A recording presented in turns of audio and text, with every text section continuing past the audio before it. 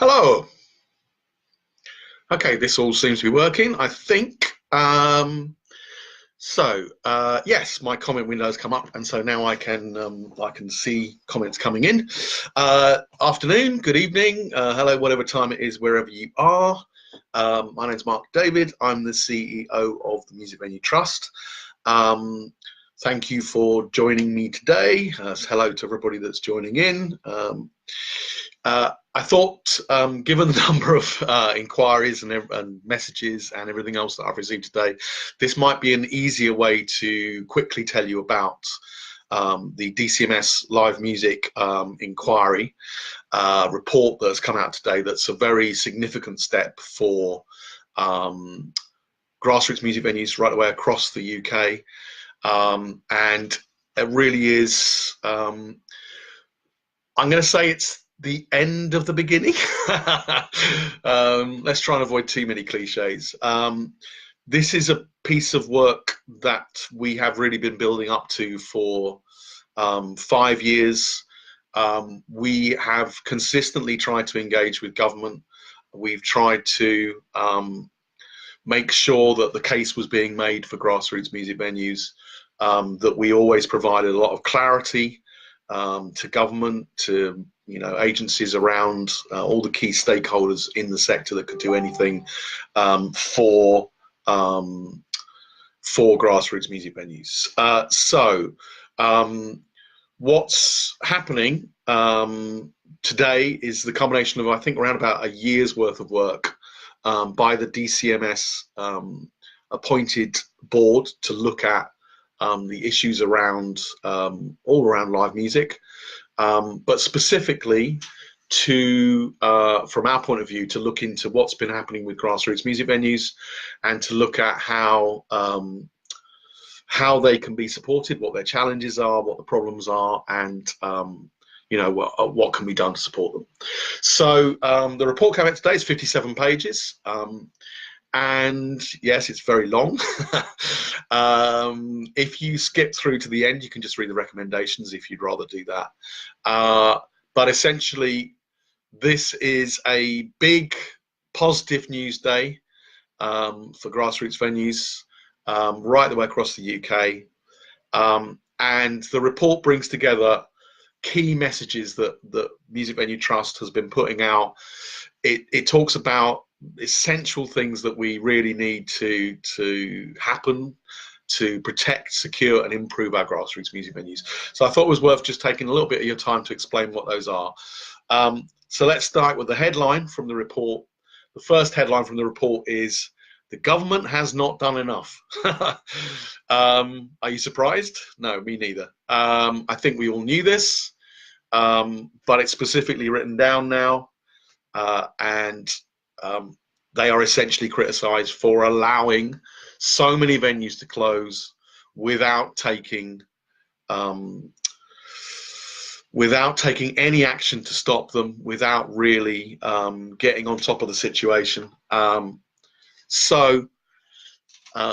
First bit of news: the government got this wrong. Are you surprised by that? No, me neither.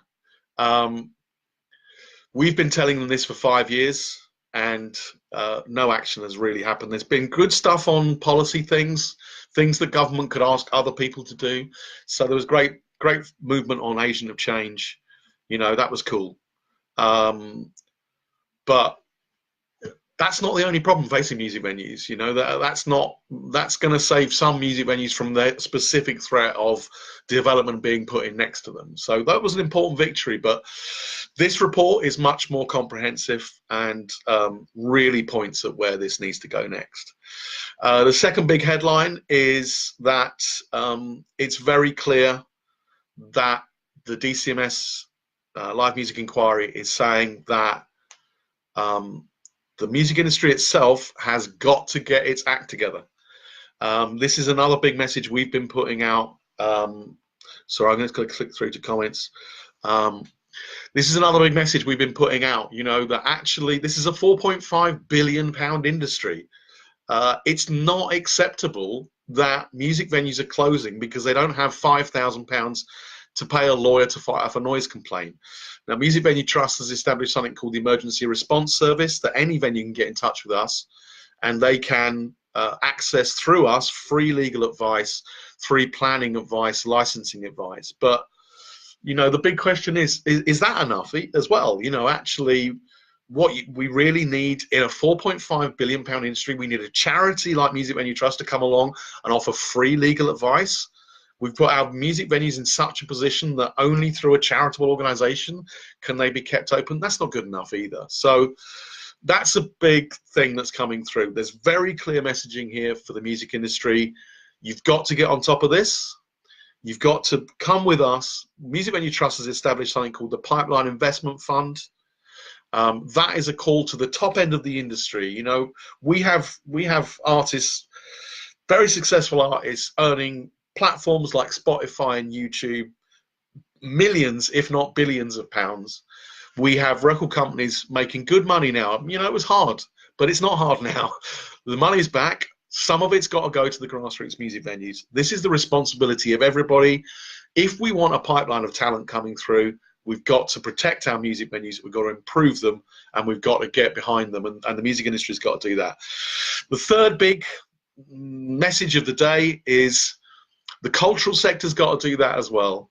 There's a big call here out to Arts Council England, Arts Council of Wales, Arts Council Northern Ireland and Creative Scotland. You didn't get on top of this quickly enough. You know, we need movement now. We need to see these cultural agencies that are being given public money. It's got to go into music venues in our communities. We need it devolved down. We need proper funding going in. So there's a big message here for all of those agencies that these music venues are important, and we need money going into them to support them to survive, to improve the facilities they've got. So that's oh, there's loads of comments coming, and I wonder if any of them are questions. My apologies. That's the third big message. Cultural agencies, they've got to get behind them. There's some other messaging in here. There's stuff about the talent pipeline, and there's some things that we're not so keen on, let's be honest.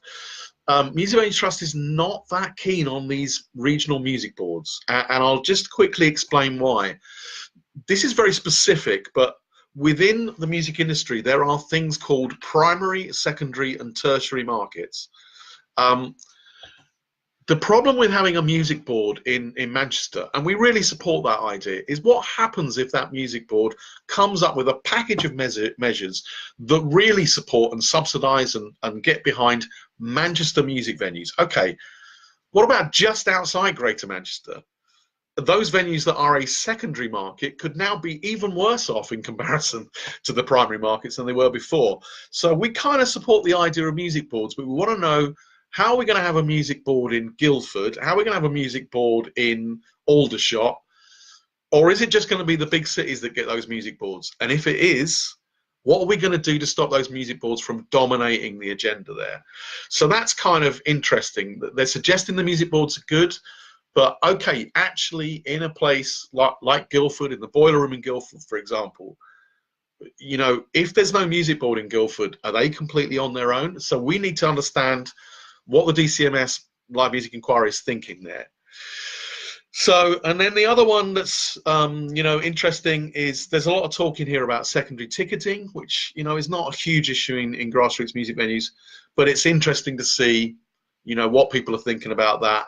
And again, you know, what's that really saying about the amount of money that somebody's prepared to pay for a top price ticket as opposed to one at a small music venue? So that's kind of interesting as well.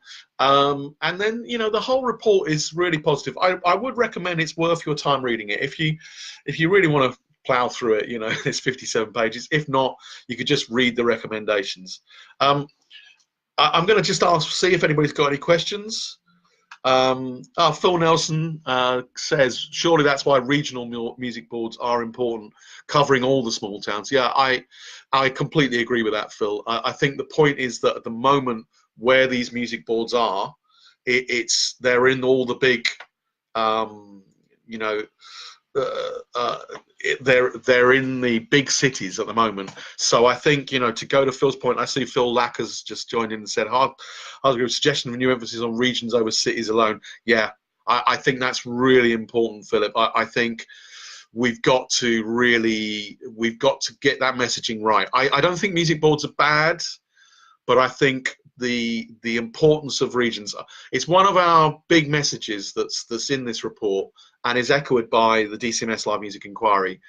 It's really bad when a music venue in London or in Manchester closes.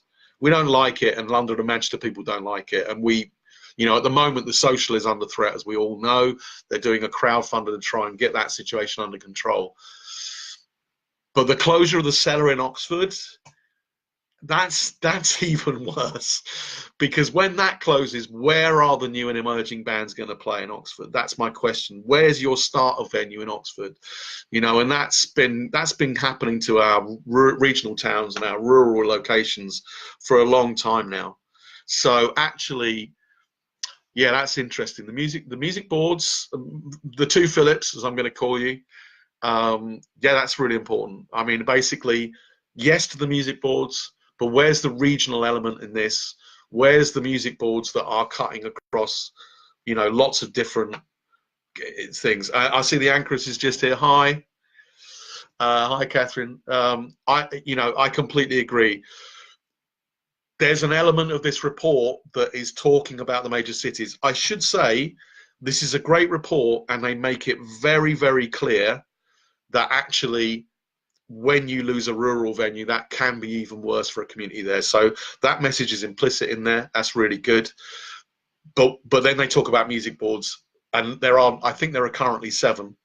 And the only one that I know of that's kind of functioning at the moment in a smaller place, I think there's a reference one in Hastings. If anybody knows any more that's springing up, then please comment.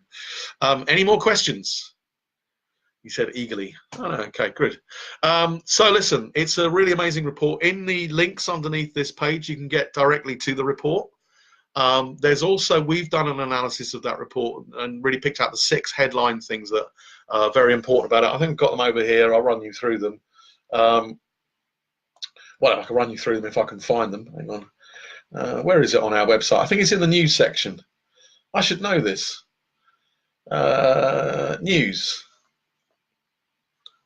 Yes, go to news. Oh, hang on a sec. Right. No, I can't find it. Okay. If you go to our website, oh, sorry, more comments coming in. Why are you so gorgeous? I don't know. It's hard, Greg, you know. Thank you very much. So, look, the point is, this is a report about the UK. I know there's a couple of people from international watching. This is a huge breakthrough for grassroots music venues. Let's not pretend otherwise. We finally have a real an authoritative cross-party report that lays out exactly what should be done. What we got to do now is people have got to do that. We don't need any more inquiries, and we don't need any more groups and research and everything. What we need to do is we need to get on and get this under control, and it's perfectly possible to do that. £4.5 billion industry, the whole thing, the whole problems we got here could probably be brought under control for £6 million a year. Does that sound like a lot to you? It's not even 1%. It's 0.15% of the total turnover. Spotify wouldn't even notice that money. They probably spend it on coffee stirrers. Okay, so it might sound like a lot of money, but it's not when you think what it could do for 500 music venues right across the UK, including the venue that's in your town that you love, that you don't want to have to do a crowdfunder for. I'm fed up of crowdfunders. I love it that when venues get them, but let's learn from what happened in the Cellar, where an incredible crowdfunder, an incredible community is still faced with the loss of their beloved venue because we haven't got the ground conditions right. So let's get the ground conditions right. Listen, that was it really. honestly, my phone's been going mad all day. That's why I came online. If anybody's got any further questions, you can pop them up here and I'll try and answer them underneath the video. Thanks for everybody that's just tuned in. Can't really see how many of there you were. Probably it's one of these things here. You know, this is a great day for Music Venue Trust, obviously. But I want to end it by saying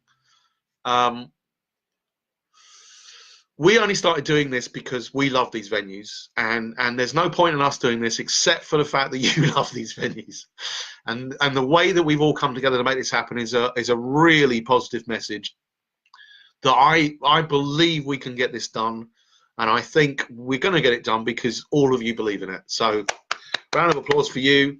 Thank you very much for tuning in. Any other questions, please put them in the thread under this and I'll try and answer them as we go along. I've got a can of Fight Back Lager. In fact, I've got 2. I highly recommend getting a can of Fight Back Lager. A little bit of advertising there. Fight Back Lager. It's saving your grassroots music venues. So, thanks for tuning in. Any further questions, let me know. You know, if you're a venue and you're not yet in touch with us, come on, get in touch with us. Yeah? And let's make this happen. This is going to be a big moment in which things finally change for the better. So let's everybody get behind it and let's make it happen. Great.